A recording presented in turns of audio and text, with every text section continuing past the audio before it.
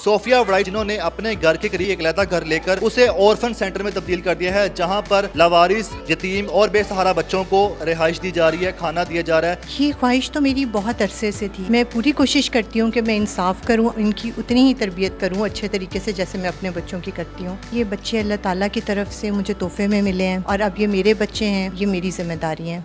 Urdu point की videos देखने के लिए हमारा चैनल सब्सक्राइब कीजिए और बेल के आइकन पर क्लिक कीजिए ताकि आप हमारी तमाम आने वाली वीडियोस से बाखबर रह सकें।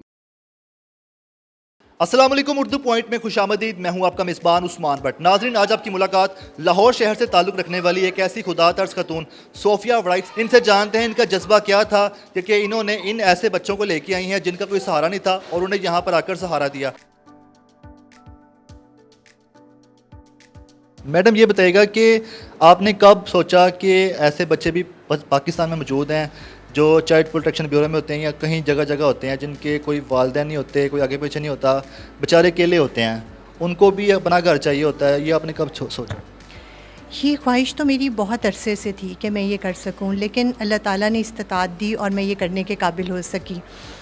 और ये ख्याल तो मुझे बहुत साल पहले आया था। 2005 में जब ज़लज़ला आया, उस वक्त मैंने सोचा कि मैं इस तरह से कुछ बच्चों को अडॉप्ट करूं, उनको अपने घर में लेके आऊं।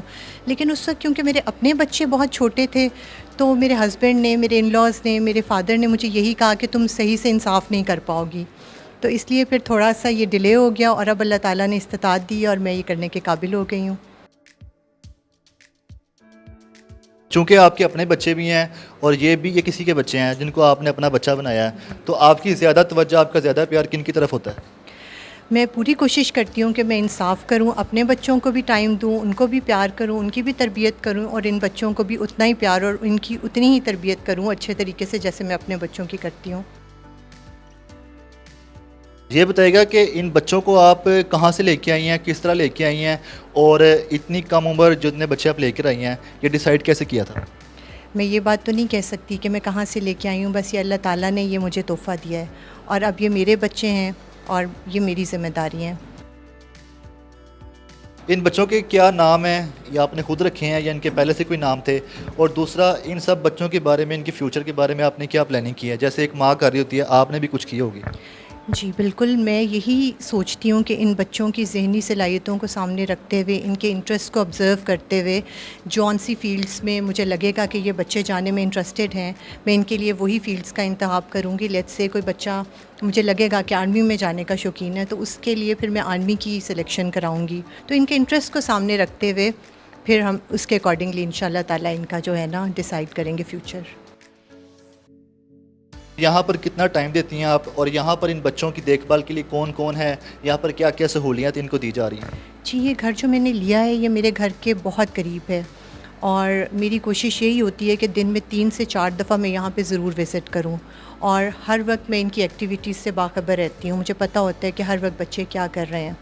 इसके अलावा मेरे बच्चे, मेरी बेटियाँ बड़ी हैं, वो भी मुझे इसमें बहुत हेल्प करती हैं, बहुत सपोर्ट करती हैं। दिन में 2 दफ़ा के करीब वो भी चक्कर लगाती हैं। इन बच्चों के साथ वो भी बहुत अटैच हैं और ये बच्चे भी उन्हें अपनी बड़ी आपियों की जगह समझते हैं और उनसे बेइंतहा प्यार करते हैं। यहाँ पर कारी साहब भी आते हैं सिपारा पढ़ाने के लिए, टीचर भी मौजूद हैं, मेड भी मौजूद हैं और साइकेट्रिस्ट भी मौजूद है। साइकेट्रिस्ट की क्या वजह है इतने छोटे बच्चों के लिए? जी, बेसिकली हम लोगों ने जो एज ग्रुप के बच्चे लिए हैं ये 5 साल से कम उम्र के बच्चे हैं और मेरी यही ख्वाहिश है कि इन बच्चों की पर्सनैलिटी की अच्छे से डेवलपमेंट की जाए और इनको अच्छी तरह से ग्रूमिंग की जाए इनकी, ताकि इन्होंने जो बचपन में ट्रॉमास देखे हैं या जिन मुश्किलात का सामना करते हुए ये बच्चे हमारे तक पहुँचे हैं, इनकी ज़िंदगी से मैं उन मुश्किलात के निशानात ख़त्म कर सकूँ। इन बच्चों का आपने क्या शेड्यूल बनाया हुआ है यहाँ पर कि किस टाइम ये सुबह उठेंगे, किस टाइम इनको खाना दिया जाएगा, किस टाइम ये खेलने जाएंगे, पढ़ाई करेंगे, सोएंगे, ये सारा क्या शेड्यूल बनाया हुआ है? जी बिल्कुल, इनका सुबह जो होता है अर्ली मॉर्निंग ये सो के उठते हैं, उठ के ये शावर लेते हैं, उसके बाद इनका ब्रेकफास्ट होता है, फिर इनका स्कूल टाइम होता है, फिर स्कूल से वापसी पे आके ये बच्चे अपने हैंड्स वॉश करते हैं, यूनिफॉर्म चेंज करते हैं, फिर इसके बाद ये बच्चे लंच करते हैं, उसके बाद इनका नैप टाइम होता है, 1 आवर के लिए ये नैप लेते हैं। जब ये सो के उठते हैं तो कारी साहब आ जाते हैं, कारी साहब इनको पढ़ाते हैं और डिफरेंट अपने ये बच्चे सारे दिन की रूटीन मेरे साथ शेयर करते हैं कि स्कूल में क्या हुआ या किस तरीके से इन्होंने आज क्या काम किया स्कूल में। और इसके बाद फिर रात को हमारा 8 ओ क्लॉक के बाद बेड टाइम हो जाता है स्टार्ट।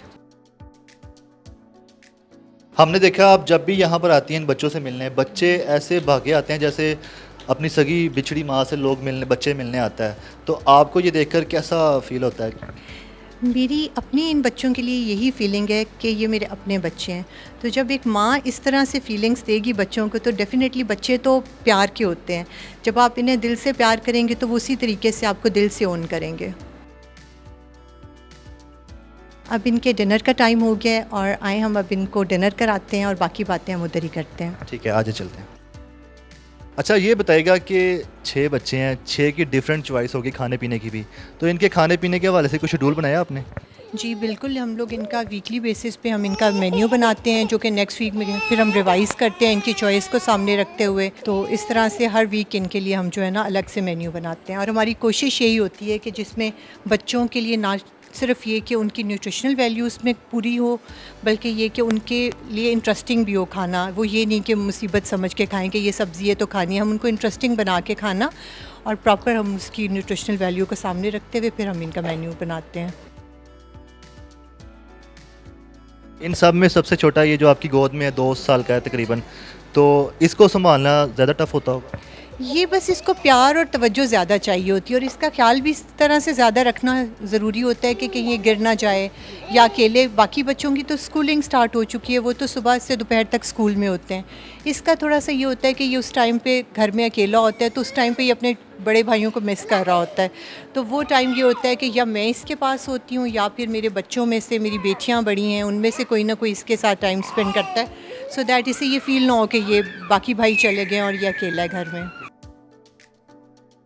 बच्चों की कभी ख्वाहिश है कि हमने कहीं घूमने फिरने जाना, तो आप इनको लेके जाती हैं? जी बिल्कुल, हम लोग कोशिश करते हैं कि वीकेंड्स पे हम लोग इन्हें लेके जाएं और करीब एक पार्क है वहाँ पे हम चले जाते हैं। समटाइम्स बच्चों को मैकडॉनल्ड्स, केएफसी, पिज़्ज़ा खाने इस तरह से, लेकिन हम ये वीकेंड पे इस तरह की एक्टिविटीज़ करते हैं ताकि इनकी रूटीन डिस्टर्ब ना हो। यहाँ पर सीसीटीवी कैमरास लगे हुए हैं, जहाँ पर सोते हैं बच्चे वहाँ पर भी लगे हुए हैं, तो क्या आप भी मॉनिटरिंग कर रही हैं बच्चे क्या कर रहे हैं, किस टाइम उठ रहे हैं, किस टाइम क्या कर रहे हैं?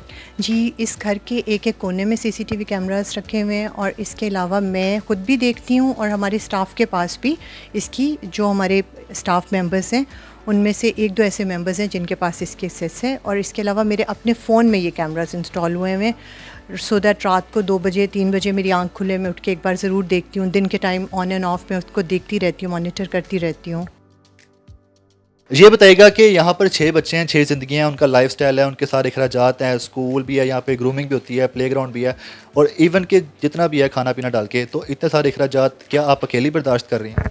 हमारे कुछ फैमिली मेम्बर्स हैं जो हमें सपोर्ट करते हैं, इसके अलावा कुछ करीबी फैमिली फ्रेंड्स हैं और अब जब जब लोगों को ये पता चल रहा है कि हम ये नेक काम कर रहे हैं तो बहुत से ऐसे लोग जो साहिब इस्तिताअत हैं वो हमारे साथ हमारी टीम का हिस्सा बन रहे हैं।